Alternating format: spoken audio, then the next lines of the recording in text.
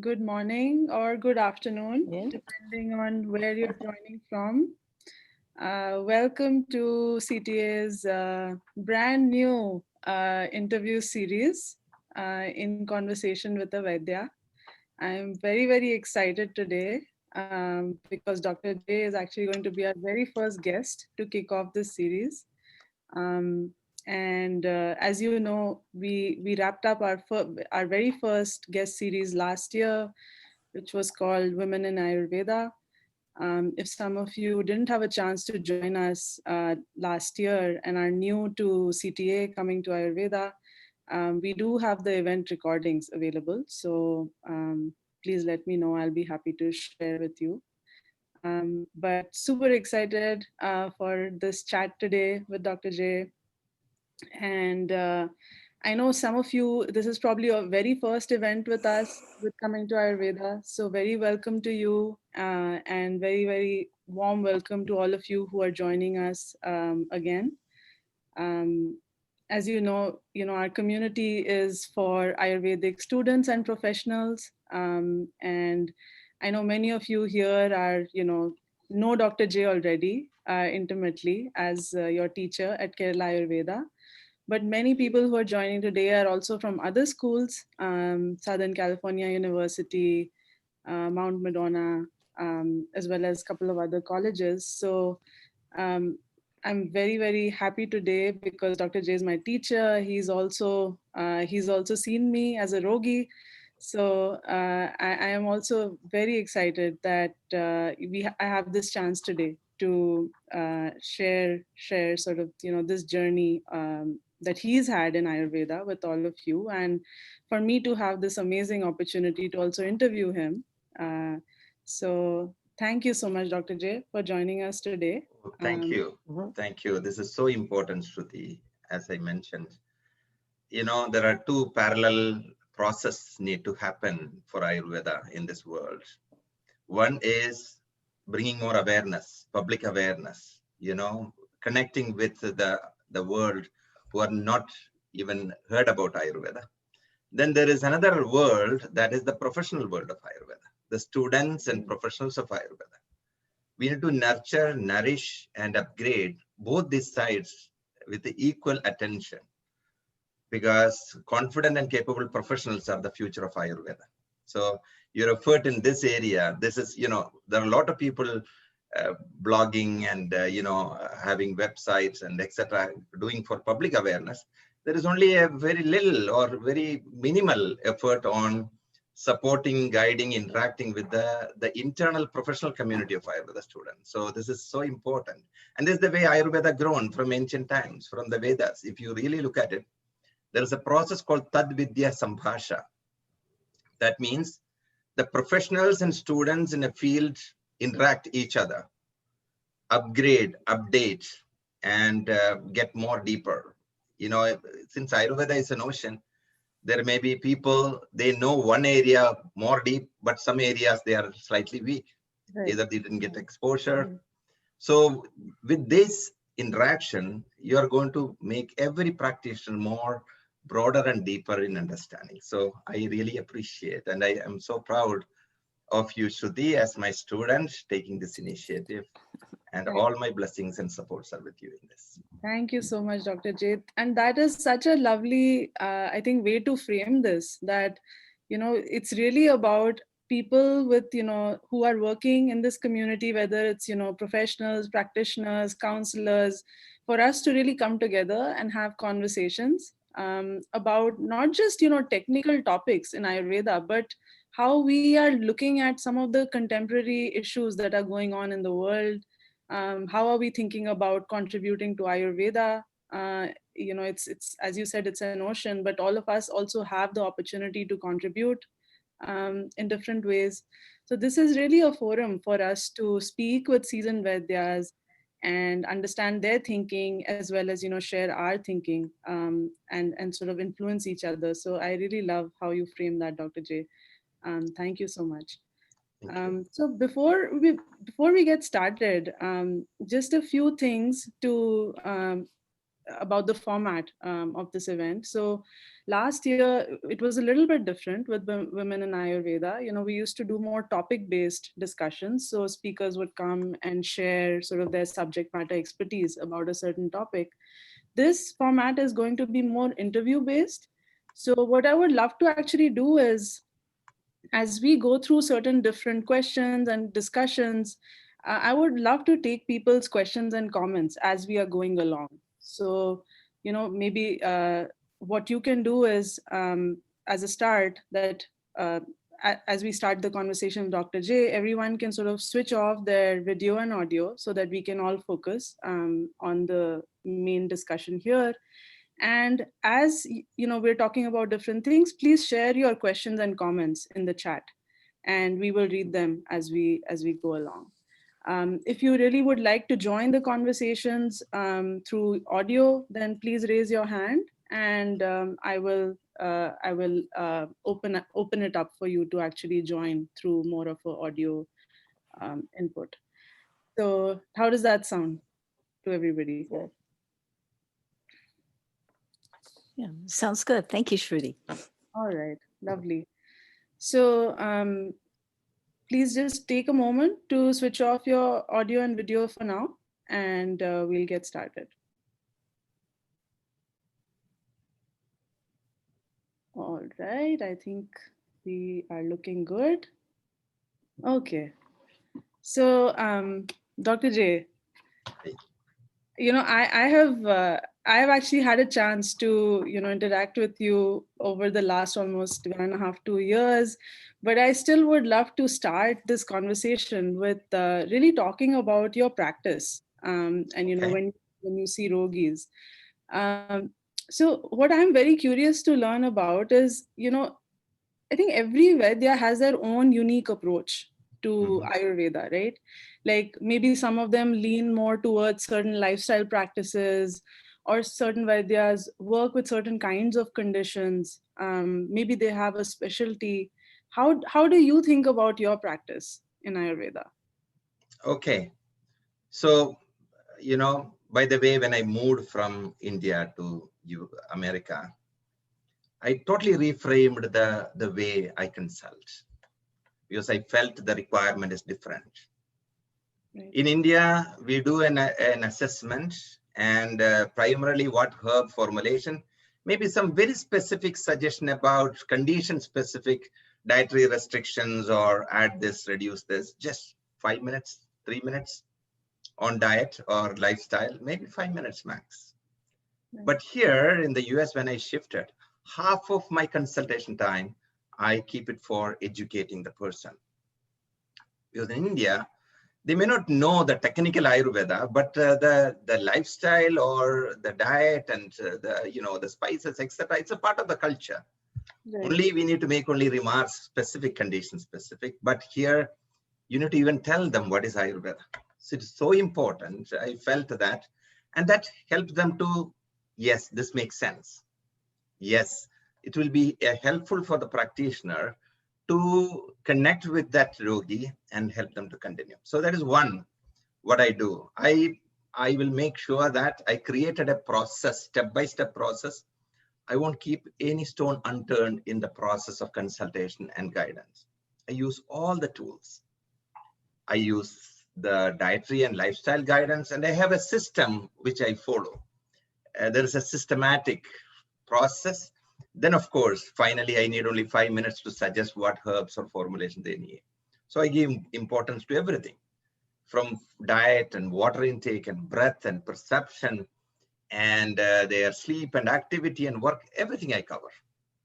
So I felt that the more tools you use, the better, especially in this modern world.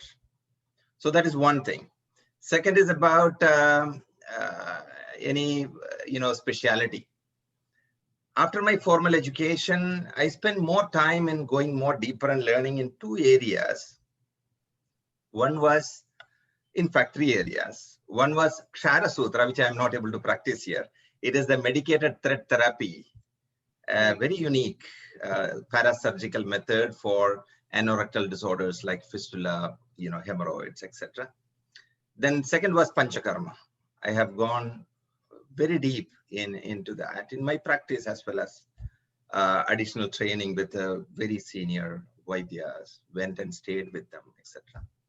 And the third area is the mental health. That is my passionate area, is the mental health. We can do a lot. Now, I don't know how it happened over a period of time.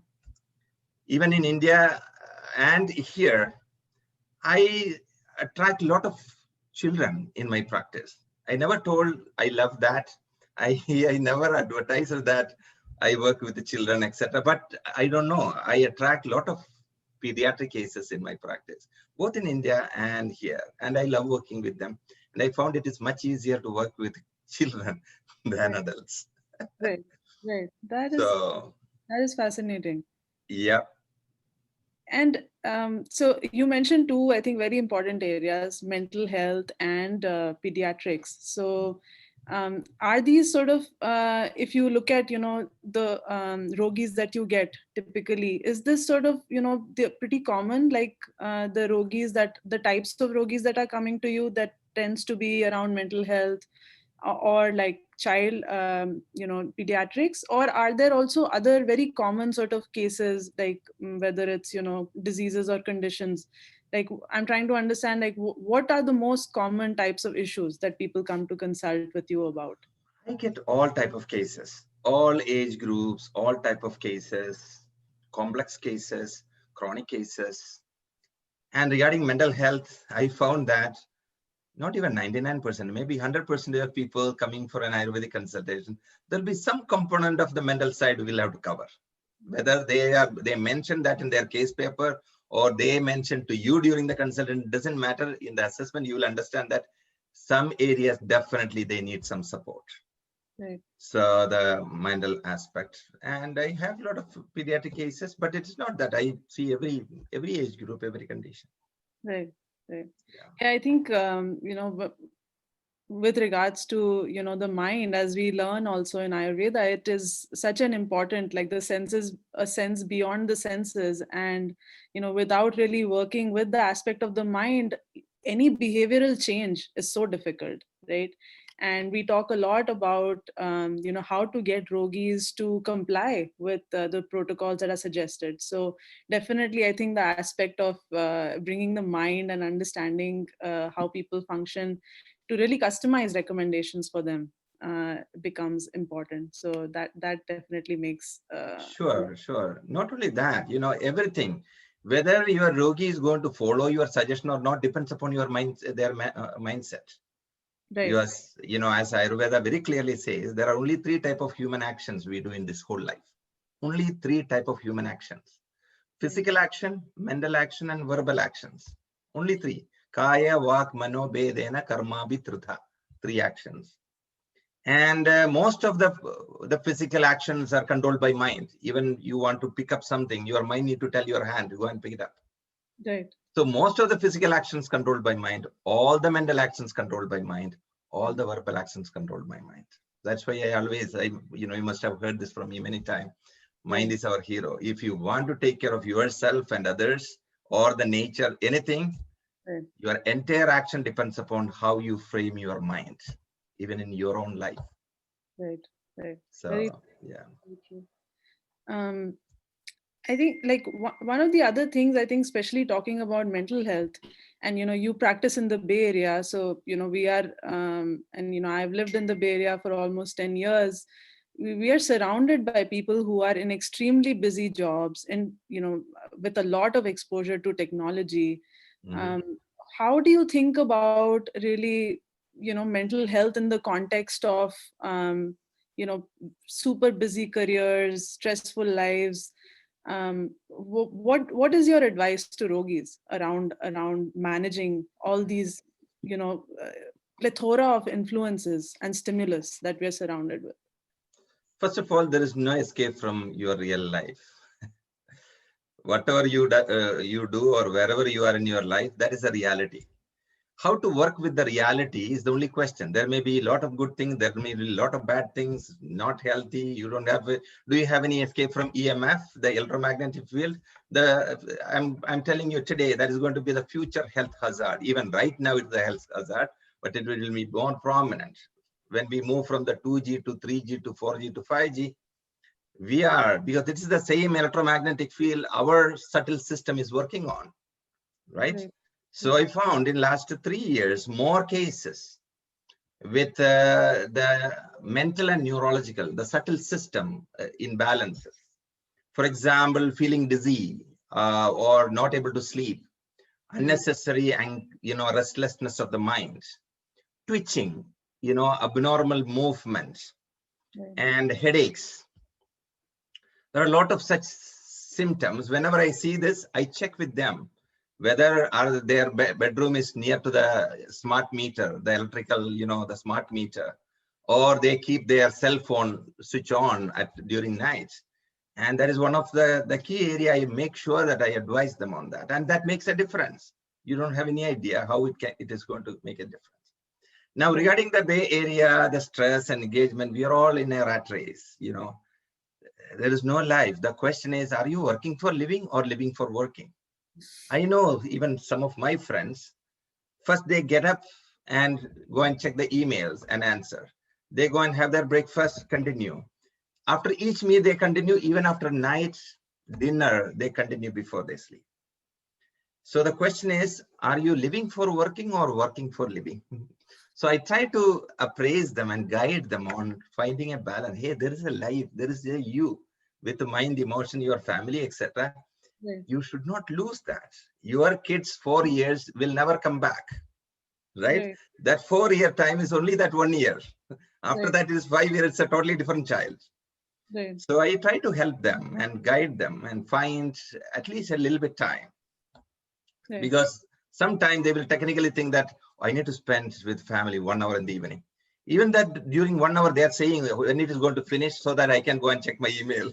I Yeah, have a and commitment of one. already probably looking at their phone while they're doing that. So So, and yeah. they feel that I'm wasting time, because Right. without doing anything with the family, just sitting and chatting without, I'm not being productive. I'm wasting my time. They don't know that is the essence of their life. Right.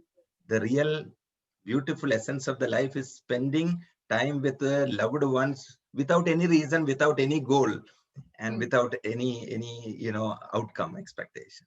Right. And it's so important. Right.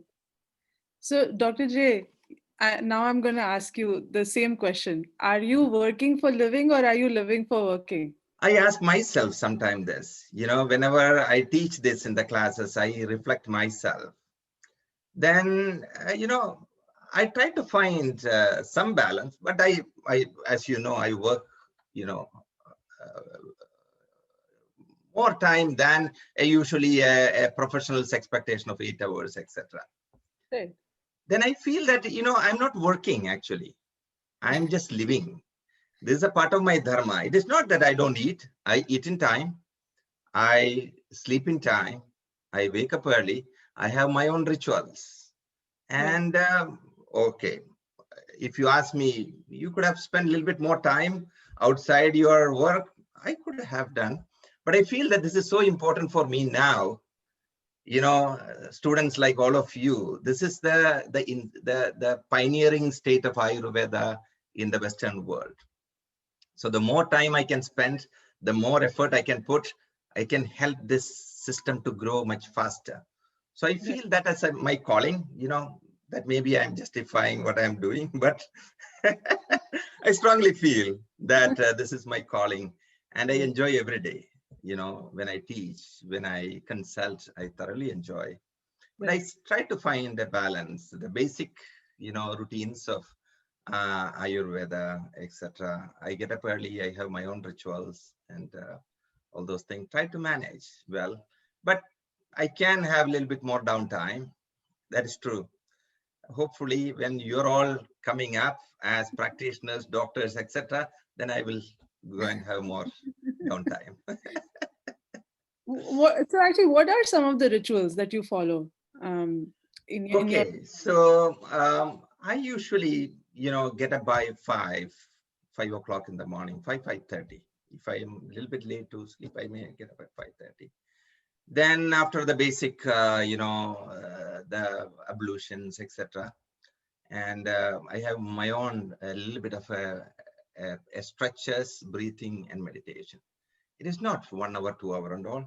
I Right. have my own my own personalized routine I created. It's about 20 minutes, 30 minutes. That is the setting of the day in the beginning. Then try to make sure that eating in the right time. And I go for a walk with my wife. Most of the days we do that, and evening spend some time with the family. We chat, we sit, we spend some time, together. Yeah, that's what. But rest all time, either I am reading or writing or teaching or consulting. Right. Right. No, and we definitely appreciate the time that you make for your students, for the community, today. So definitely I appreciate that a lot. Thank you, Dr. Thank J. you. Thank you. So there are a few questions coming in the chat. So there is a question about herbs that are not available from India. We will be talking a little bit about herbs. So I'll get to that question at that time, Shubhro. But thank you for your question. There's one question from Pooja about Ayurveda's perspective on COVID. We'll also talk about that a Sure. little bit. So Pooja, we will get to that for sure. One question from Latika, which is more, I think, in relation to what we were just talking about in terms of lifestyle practices. So she says, it is said, eat your food as medicines, or you have to eat your medicines as food. Um, so, what time is your sleeping time? Is it Mm. recommended to have tea or coffee in the morning? What is your diet in the morning? Just curious to know. Okay, no problem.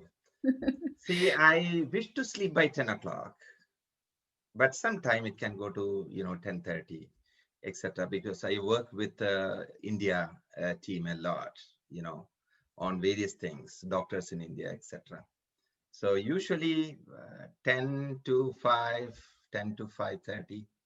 If I go to 10:30, then it will become 5:30 in the morning.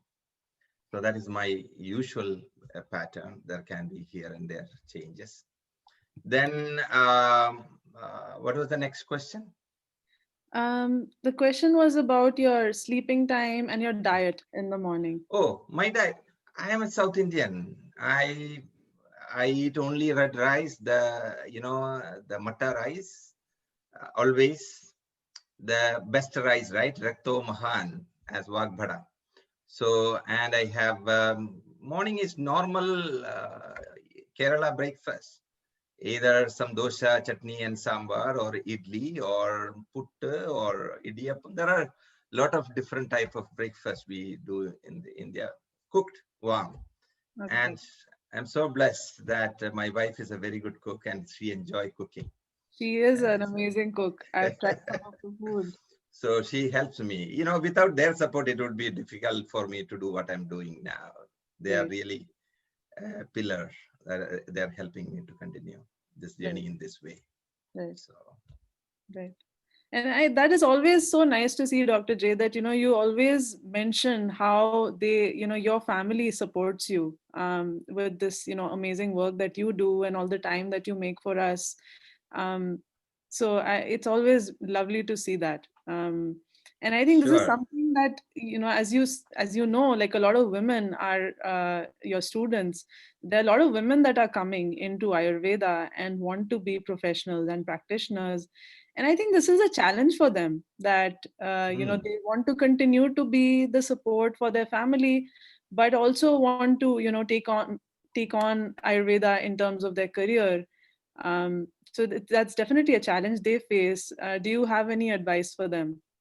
It's advice is to the best way to frame our life is to have positive conversation with our loved ones. If you're facing a challenge, sit with them rather than criticizing, oh, you don't support me, I am not able to do it. Rather than going with a problem or they are the problem, they are not helping, sit with them and seek help. Hey, I'm going to do this program. I may need a little bit more time. Let us see how we need to manage the life. Even within all this thing, I help my wife, even at, kitchen if required. I am the person who go and buy everything from the stores most of the time. And I involve, in home. I support her in whatever way I can. It is not that she is for cooking and cleaning, except I involve in everything. Right. And as the time permits, it's more of a teamwork, And my wife is my student, and she is, now finishing the practitioner program, want to go for Ayurveda doctor program. My son is getting ready to get into professional, he finally decided to initially thinking was he will take more modern medicine as well as Ayurveda so that he can be a part of research, etc. After attending some internship, he took an elective last year as nursing assistant elective, and he got some posting and internship in some hospitals. And he came to me saying that I cannot be a part of that system. Right. Knowing that you can help people, technically you cannot help. So now he decided completely focusing on natural system of healing, Ayurveda, etc. Okay. He has been He's learning quite Ashtanga young. Hridayam from me from very early ages. He has done 5 years of Sanskrit already. Wow. He's quite young, right? He is a senior high school now. Yeah. Yeah. Okay, wonderful. So I do want to talk to you a little bit about Western medicine as well. So, but before we get to that, there are a couple of other questions here. Um, so one more question from Jaya, which is similar to Pooja's question, which is also about COVID. So I definitely want to bring that up in a bit. And I think Om has a comment that he would like to make. Om, would you like to? Yes. Yes. Namaste, everybody. I'm not going to open my video, but you have seen me on different occasions. Namaste, Om. Namaste. Dr. J, looking and hearing about your routine, no wonder I know you for the last 3 years now. You are so tejasvi every time I see you. And I'm meant to ask you a question. How do you maintain your tejas on your face and look young every time? That's one question. The number two is 99% patients or yogis have some mental component. And I would like to expound on that a little bit. With my little experience in AWC, I talk like bigger things, but I'm a small creature in AWC. So it happens sometimes when a yogi is coming and you touch a sensitive point. And I have seen yogis crying for 60 minutes. Out of 60 minutes, 30 minutes they are crying. And one example, especially one of the anesthesiologists, she's in residency. She came and I was afraid, I was fearful that she's a doctor and how I'm going to deal with her. And I had sleepless nights before even having her. But my habit is not to deny. I'm following my father's legacy. He was RMP in India, but he never refused a patient. Even if the extraction of tooth, he's not a surgeon, he will never refuse. And I'm following his footstep. I will never refuse anybody who's coming. At least with my counseling, I can make them happy. That's my goal. Sure. So with that anesthesiologist, the only concern I found out in 45 minutes that she is being treated as a doormat, being a resident, right?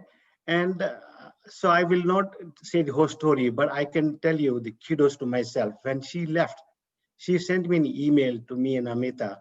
He says, the moment I left your clinic, I was 90% healed. So what do we do in our practice?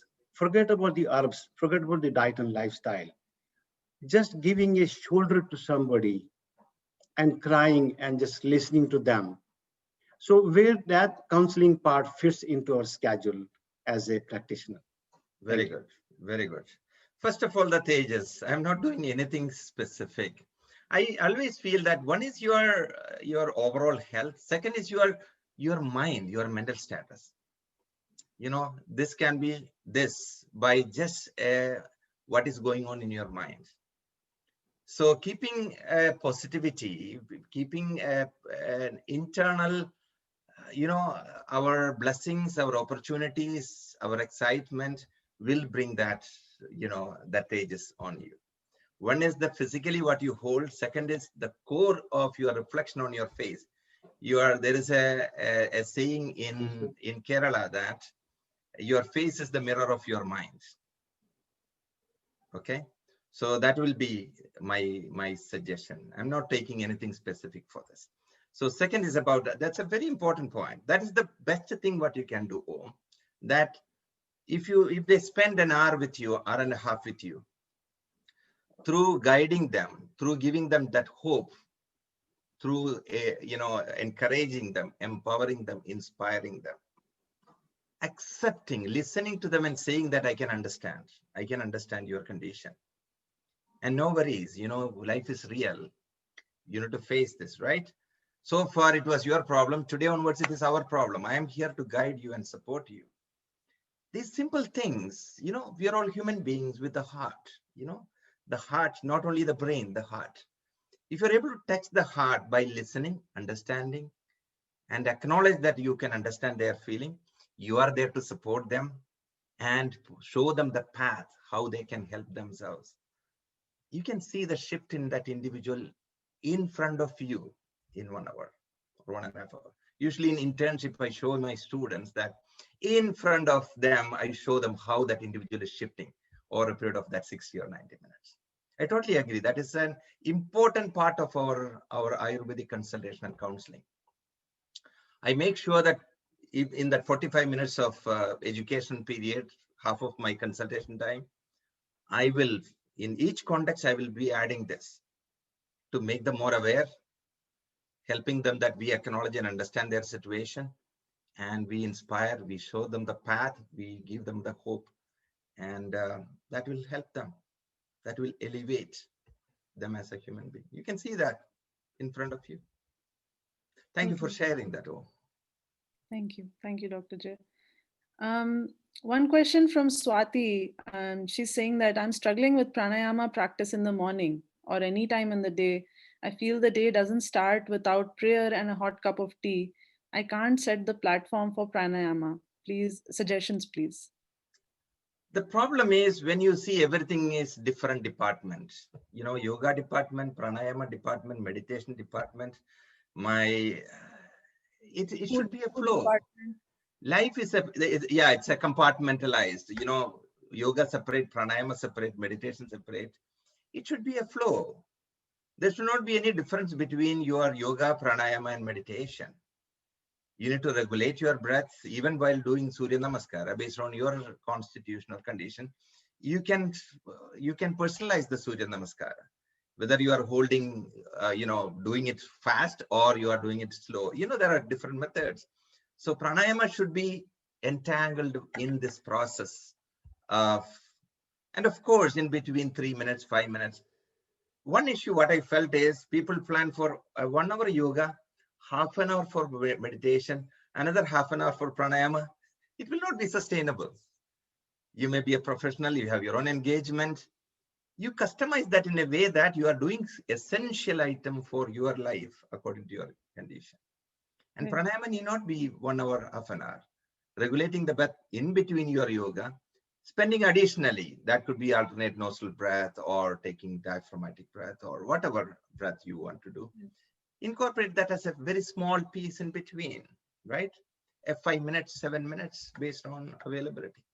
So don't put in different compartments. Make it as a sequence for you that you need to arrive at. That's what I do. In my 20-30 minutes in the morning, there is a flow where I do some yoga, some breathing, meditation. Everything is a part of that.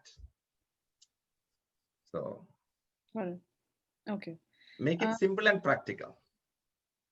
That is Ayurvedic guidance is anything in your life on a regular basis, whatever you do, make it simple and consistent. Simplicity and consistency are the two watchwords for better health and longevity. Do only simple things, but be consistent. Right. Yeah, this is something I'm also personally struggling with, having a routine and trying to find, simple things to do every day instead of having, this long 1.5 2 hour routine in the morning, which basically is not sustainable. Not So sustainable. totally agree with you. As a follow up, before we move on, just one last question on this. As a follow up to the mental health piece, Eileen is asking, are there any common Ayurveda treatments you find work best on the topic of job burnout?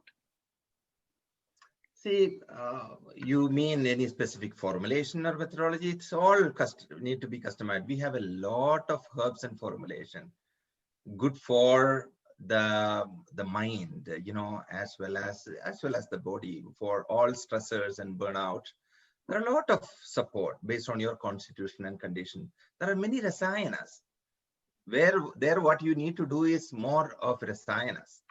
There are a lot of medhi rasayanas, rasayana for the mind. In Vata Pitta, those who are getting restless, anxious, and getting,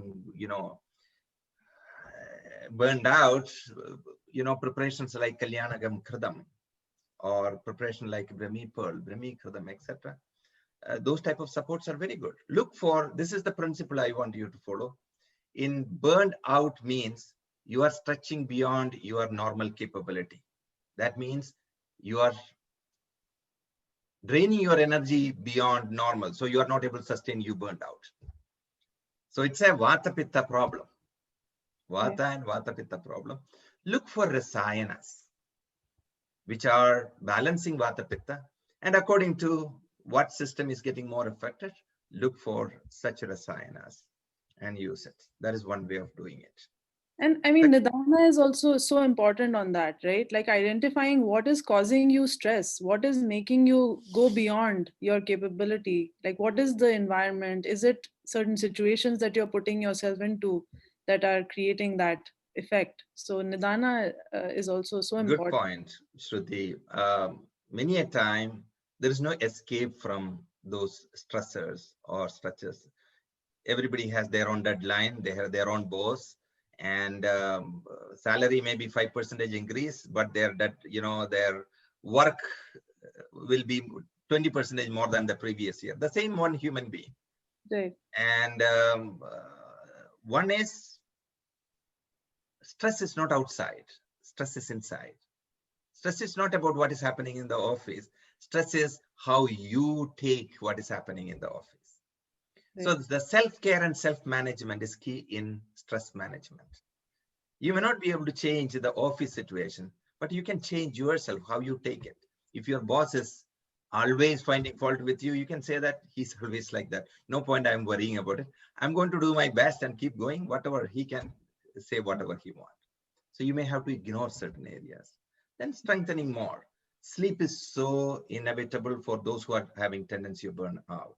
Yes. Sleep is the time of restoration. Mm. Your natural rejuvenation without rasayana is your sleep. I'm telling you. Right. Your mind, body, rejuvenation, recuperation, repair is your sleep. Never delay your sleep. Yeah, and as I see this so often, Dr. J, because I work in technology, and in my own friends and family and the yogis that I have seen, I find insomnia to be such a common issue. I was so surprised. I really didn't expect how often it's occurring, along with the other issues of stress and burnout that are happening. Is issues with sleep are very common. I know. And that is the key. One of the three pillars holding the life in correct balance. Aharam, Nidra, Brahmacharyam. Nidra, one of the three pillars holding the life and ensuring longevity is sleep. Right. All right. Thank you so much, Dr. J, for taking some of those questions. No I want to move on because there's so many other things I want to ask you about. Okay.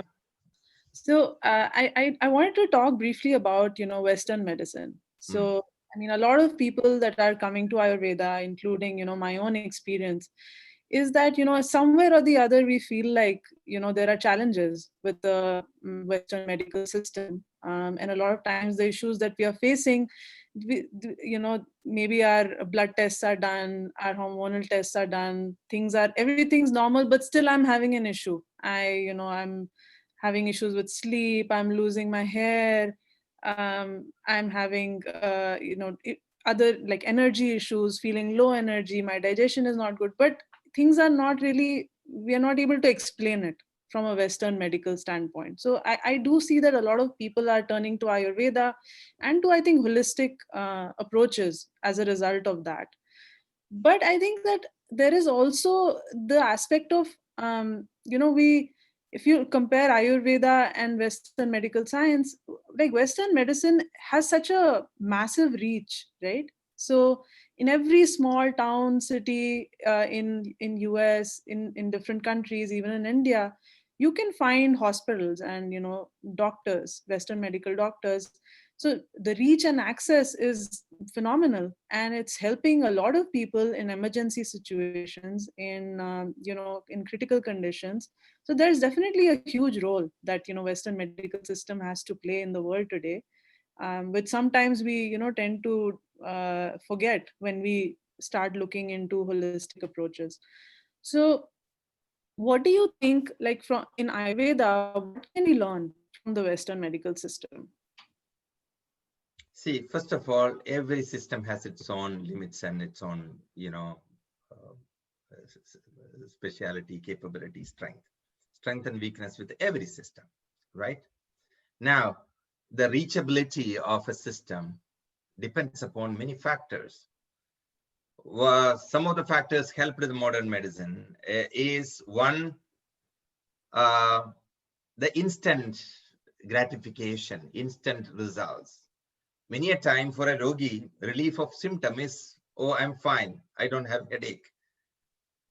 He is not bothered whether this headache is temporary, my problem is still there, only ache gone, but I have relief. But now, I can tell you, globally, there's a shift. There is a shift from the chemical synthetic reductive approach to more natural, holistic, approach, sustainable approach. There's a huge shift in the human consciousness in last 10 years. So one is about the instant gratification or results. Second is the money spent, the money and effort spent behind each system.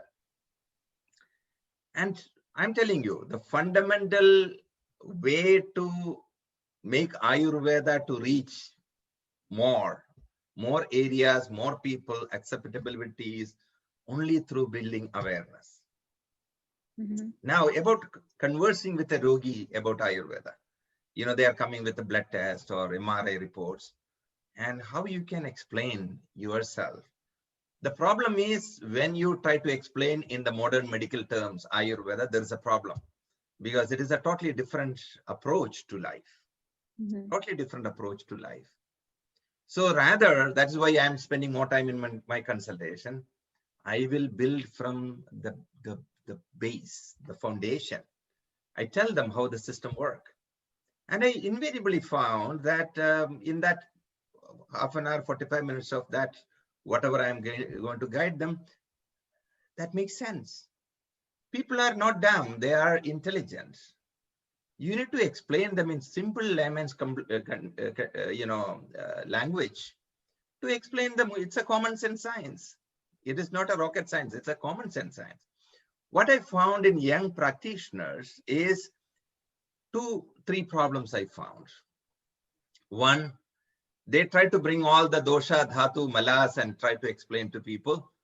They will close you because they don't have any idea about dosha, dhatu, mala. I will not talk to my yogis about the technical terminology. The technical terminologies are for us, for professionals. Mm-hmm. How you need to explain to a yogi is in yogi's language, not in your language. So that is one. Try to find ways of explaining in their language with the analogies they can relate to. So that is one. Second, what I found is we are waiting with a whole plan for them. You get up in the 5:30, then you do first the ablution, then go and brush the teeth. It may take 3 minutes. Then you do the tongue scraping. We cannot micromanage people's life. Don't try to define their day.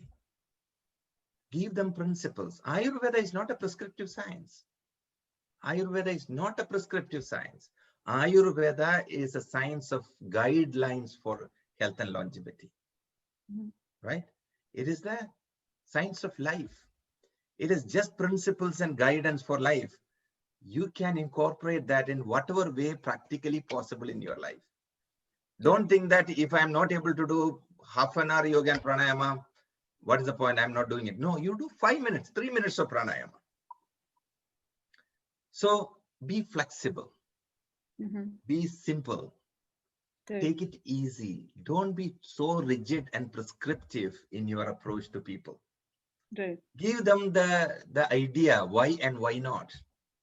And tell them, do it as much as possible. Follow as much as possible. Yeah, Give it's it as almost, input.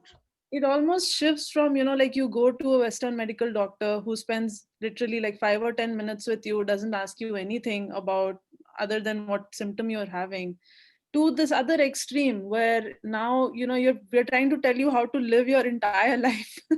So it's a very, they're almost at two different extremes. And I think you're definitely, what you said about growing awareness, like that is one way to improve the reach and be able to reach more and more people.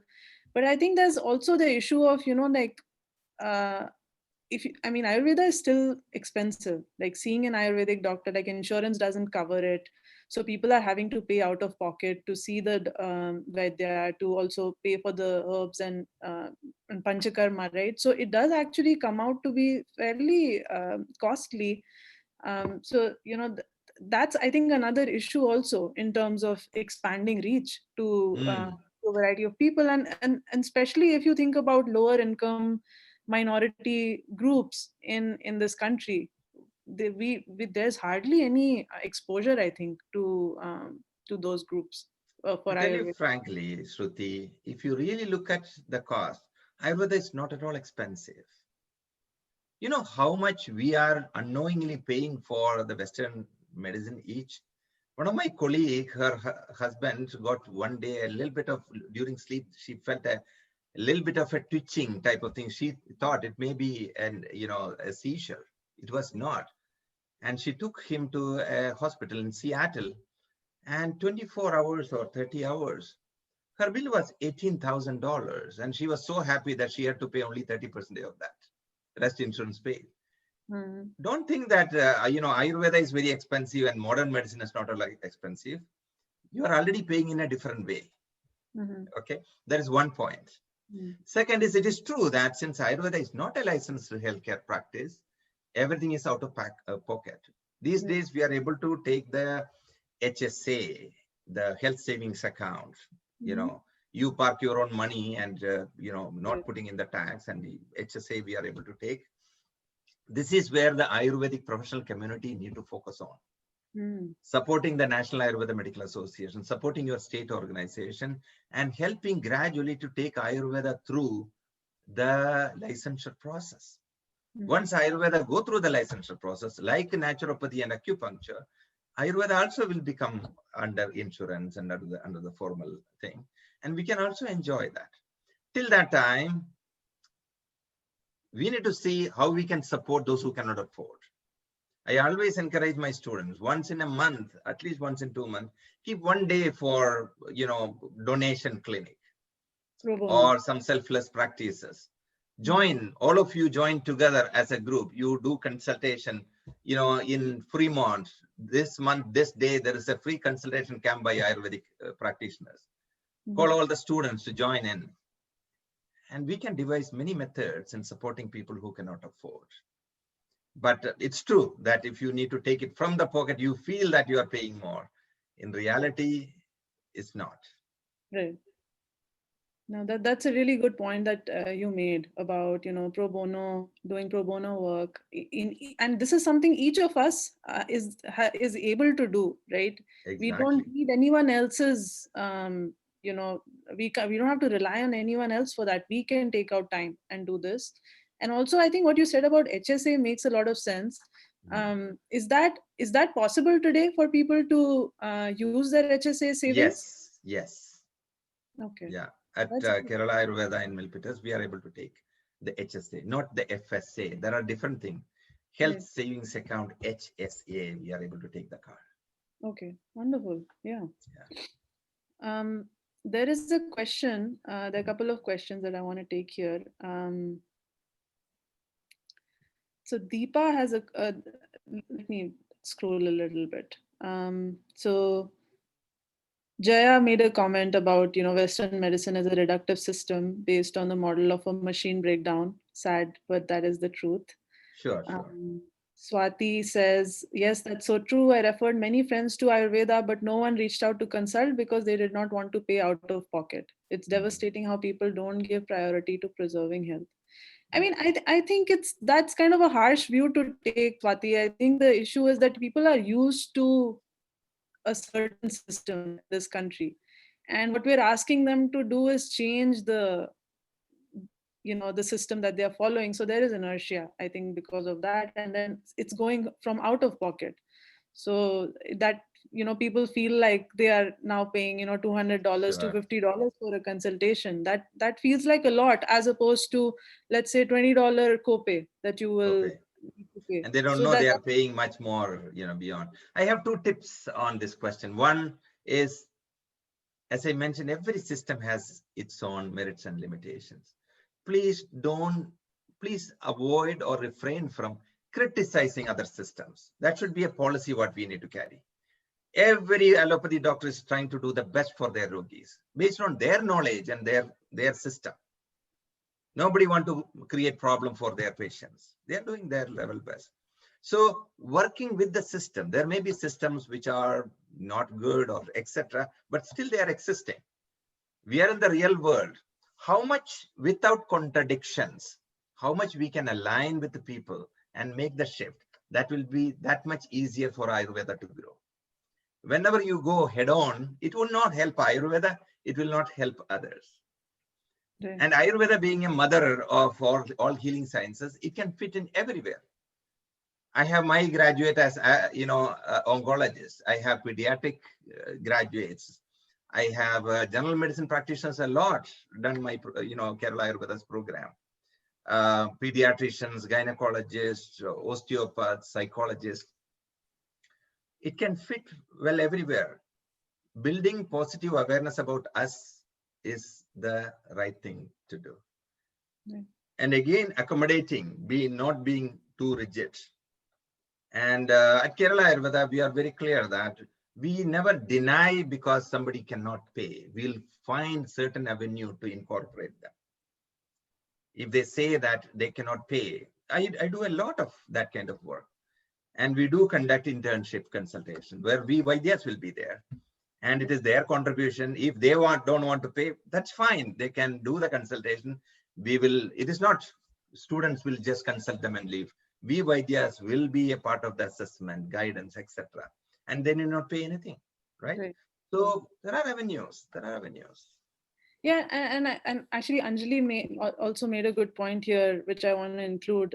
She says, how do you help skeptics understand Ayurveda and the benefits? So especially if you're asking somebody to shift away from their system of where insurance covers everything, and then you're saying, okay, you need to pay $200. They may be able to afford it. There's a lot of people who can afford that $200, but there's skepticism about whether this can really help. So how would you address that?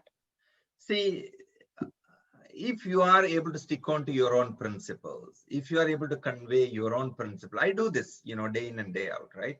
Yesterday, I consulted 8 cases or 9 cases, right? And it's not that all are believing in Ayurveda, they are coming. Somebody, either family pushed them or friends pushed them, or they don't believe. Somebody told me yesterday, it was day before yesterday, I didn't have any belief in Ayurveda. I came just because my family pushed to come to you. Mm-hmm. And I'm here, but after hearing you last 1 hour, sorry, I had a wrong concept about Ayurveda before. Now I totally shifted. I'm going to follow this, and I feel that it will work. It's about how you put it, how you are able to, frame your concept and approach. Right. All right. So we have few more minutes left, and there's still a lot of questions. But I in these last couple of minutes, Dr. J, I did want to talk to you about you teach Ayurveda, but you are also a student of Ayurveda. Sure. So, what is something that you're trying to learn right now? What is there a book that you're reading? Is there a topic that you're trying to learn more about? Tell us about that. I I'm a book lover. I would like to read a lot, but frankly, I'm more focusing on the Ayurveda and the health related books more. And I still, because the good thing is, take Ashtanga Hridayam. Do you know that there are at least 5 or 6 available? It's, Akhyanam, or, what you call the interpretations by scholars, Vaidyas, great teachers, teachers of Sanskrit, teachers of Ayurveda. So one word, different books will be mentioned in a different way. So I try to go more deeper into that. I still read the, focusing on that. Then if I get time, rather than going for the fictions and the novels, I go for books about nature. Books about nature, books about allied knowledge, basis. The recent book is the Hidden Life of Tree. Is a book, an audio book I'm hearing and trying to understand. So by Peter Olban. So the Hidden Life of Trees. So it's more of, I like nature, history, and anthropological studies and researches. I also review the researches, what is going on. And it's very interesting. Most of the research on health is as if they are doing it to prove Ayurvedic principles, right? Even the epigenetics. I recently gave a podcast on epigenetics. The whole concept of epigenetics, and Martha, she gave a presentation in Nama. Epigenetics is like something to explain Ayurveda, how it works, right? You have an ability to down-regulate and up-regulate the tendencies, or your affinities and tendencies. Very nice. I just saw you posted that. I'm looking forward to listening to the podcast. Oh, sure. Yeah. And I think she's also one of our, my students, doing a great job in sharing, Colette Kent, sharing the Ayurveda with the entire world, doing amazing job. Yeah. Very nice. And actually, on the subject of books, we also have a book club at CTA. So, and actually, we are meeting tomorrow. The book that we're reading this time is the Autobiography of a Yogi. Very good book. You should read that book. Wonderful book. I've been reading it, and it's been such an enjoyable read. I'm really looking forward to the session tomorrow. If some of the people who are here actually may want to join, Shagun is here. Shagun helps us organize. She's an organizer of the book club. So please reach out to Shagun. I think she will share her email here in the chat. So you can definitely ask her to have you join the session tomorrow. That's an excellent book. That's such a fun read. Yeah. Really glad we picked that. All right, so there are a couple of more questions that I would like to take. I think I wanted to talk more about COVID, but we don't have. I don't know, Dr. J, you have a little more time to stay on, but a few minutes I can stay on if you want. Great, that will be amazing. So, I think. I don't want to get into COVID in terms of the disease, but I think one question that is on a lot of people's mind right now is around the topic of vaccination. So, there's different opinions. There are people who are saying that, they don't want to take the vaccine. There's concerns around, adverse effects. In the past, there have definitely been issues that people have faced with vaccination. So what is your point of view about vaccination, and how should people sort of evaluate the risk of whether they should take the vaccine or not? I have been getting this question last a few days. And to tell you frankly, it's very tricky. I can tell you 5 solid points why you should not take it. I can tell you exactly 5 solid points why you should take it. It's a very tricky situation. right? Okay, Very tell us tricky. the both sides, why you should take it and why you should not take it. So, you know, recently one of my students asked me that, hey, Dr. J, what should I do? Should I take? I'm working in the, health and healing area. Should I take it or not? I told her this is tricky. There is good and there is bad. Why you should, why you should not. And she told me a point that is about you should. She told, another reason is I am taking care of my aged mom. She is almost bedridden, not well. And if I'm not doing it, I may carry this and I may not show anything. I may give to her. Then I told her that is a solid reason for you may have to consider taking it. Right. So it's more of an individual choice. Why you should is the chance of spread and being a part of not allowing that to spread further and get into your family, friends, etc. What you should not is about how fast the vaccine came and how much deeper, broader, work they have done, the assessment, the real risk assessment, because usually a vaccine takes many years to come. And another reason is, okay, this is for COVID-19. Not established, the new strand even will work. It should work, that is a assumption. Right. And there has been a lot of viruses coming to this world, lot of bacteria is coming to this world, lot of fungus is coming to this world, fungi. And what is the end of it if you are keep on finding new vaccines? And COVID-19, if another COVID-19, 20 or 21 comes, another vaccine. So it's, according to the Ayurvedic perspective, enhancing our own internal resistance is the key in combating anything that can harm us from outside. Enhancing our own shield, strengthening our own inner, the ojas, the shield. That is, you get something, sahajam. When you're born, you have an immune system based on your lineage, your genetics, etc. Then you have, the acquired, the immunity. Second is you can support yourself to enhance your own immune resistance to resist, so that it's not only about one particular strand of virus, you are shielding yourself for everything else.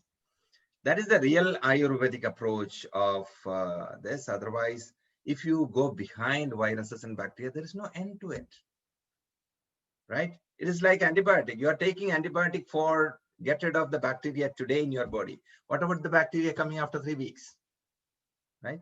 There is no end where we are not focusing on ourselves. The real healer is within us.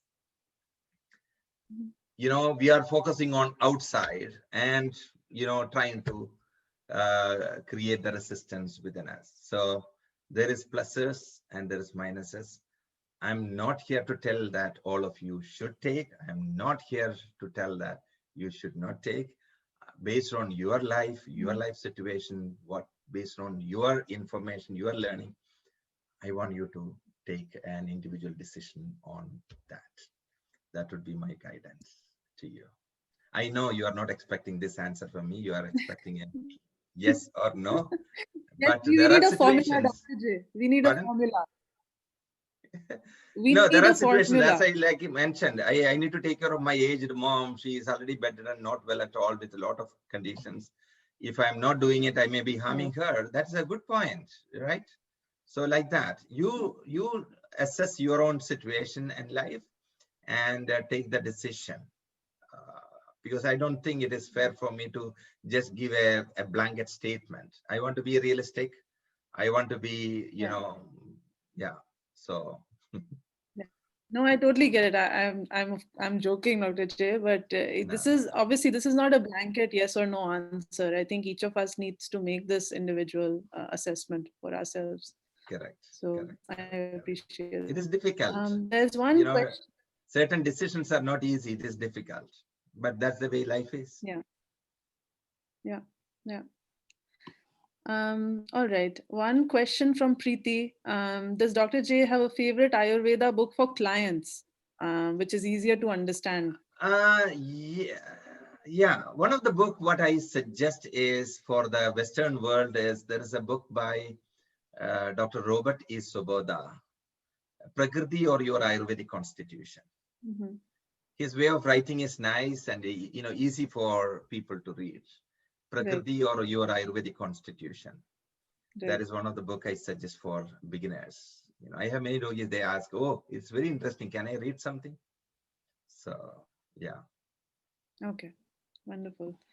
So if I missed any questions, please do post them. Maybe we have a few more minutes that we can take. Maybe two, 3 more questions. Let me just see. Shubro had an interesting question that I want to share here. What is Dr. J's view on the concept Ayurvedic doctors without borders? How can we build the ecosystem of Vaidyas from different nations so that this healing system can be spread to 7.4 billion people? There should not be any borders, the whole world. Now it is more globalization, right? I work with Ayurvedic doctors in various countries.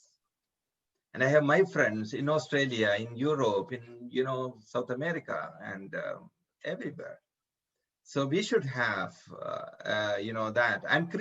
By the way, I'm creating a system, a group of Vaidyas to support our own students, our own graduates, and the practitioners, and providing, clinical coaching. Those who are active practitioners, they come up with a case, they don't know what to do, and they can come and have 15 minutes with a Vaidya, run with your conditions and ask questions, and, we can guide you. So I have already created a small group at Kerala Ayurveda with our own Vaidyas in India as well as in the US. I'm making it more broader to create, it's a very important aspect, because you learn 1 year, 2 year, 3 year, then you are out there on your own. Right. There can be cases, chronic, complex, autoimmune cases. At least first few years, if you can get some coaching and guidance, that would be really helpful. So I'm in the process of creating that. I really agree. That is an important aspect. Right. And I'm sure many people here in the group would love to join that initiative. Sure, So sure, sure. please do Yeah, share. you can contact us at Kerala Ayurveda, and wellness at keralaayurveda.us is the email ID if you want to check in on that. Wonderful. Suma has a request. She says that would love it if your son, a high schooler, can offer webinars for youngsters to share what inspired him. I will check with Arjun. Yeah, that would be good. That would I be a will great idea. check with him. Yeah. So, Very nice. sure. And I think that will be more, relatable, that same age group, interacting, etc. Wonderful. That's a good idea. Yeah, yeah, very good idea. All right. So as we close, Dr. J, final question. So in the next 10 years, how are you hoping to add to this amazing ocean of Ayurveda? How are you hoping to contribute in the next 10 years to Ayurveda? See, I'm going to continue the journey with whatever I am currently doing, and I'm going to add more. I'm, creating more and more Ayurvedic professionals to support the communities at different levels. And I want the counselors to become practitioners to become doctors, the teachers of Ayurveda, the trainers of Ayurveda. I have a big vision, a global vision on Ayurveda, and you're all a part of that global vision of Ayurveda. And focusing on more the professional side, because every professional then will, guide and, build the awareness of Ayurveda in their own communities and beyond. So what I see in next 10 years, that I can see as an institution, Kerala Ayurveda will have its school at least in 5 more countries in next 10 years, at least 5 more countries. And Kerala Ayurveda will work with the graduates and existing doctors and practitioners to initiate guided wellness centers and various part of the country in the US and other places. I would have written many books in Ayurveda. My first book is in the process of writing, Ayurveda for Kids, a parent's guide. That process is happening. getting published by one of the known publishers in New York. So that will be out in 2021. And I would like to write books for Lovely. Ayurvedic professionals about various, all the 16 channels, the srodasas, and how to assess and understand the pathology in various srodasas. And I want to write another book based on your assessment, how you can create a protocol for the 16 srodasas, like a handbook for Ayurvedic practitioners. So I want to work on that and make it available to the entire Ayurvedic professionals in the US. I'm dedicating this life for Ayurveda. There is no other agenda in life and no plan to retire. Lovely, Dr. J. That is so nice. Thank you so much for joining us today. I really enjoyed this, and I hope everyone who joined will also found it helpful. I'm sure they did. It's always lovely to listen to your thoughts and perspectives, Dr. J. So thank you so much for joining. Thank you. Thank you. This is a great session. And I think, by having different Vaidyas on this platform, the people, the professionals and students, they are going to get different perspective. And that is what is Ayurveda. There is no one way, because it's like in the mid of an ocean, every direction is looking the same. There is no difference. You turn to any side to swim, all same. The same way, it's a big ocean. Getting more perspective, more understanding, more inclusive nature, more broader, accommodating, flexible approach can help all of you to become good Ayurvedic professionals. And I wish all the best. Happy New Year and all blessings to all of you. And we are here to guide and support.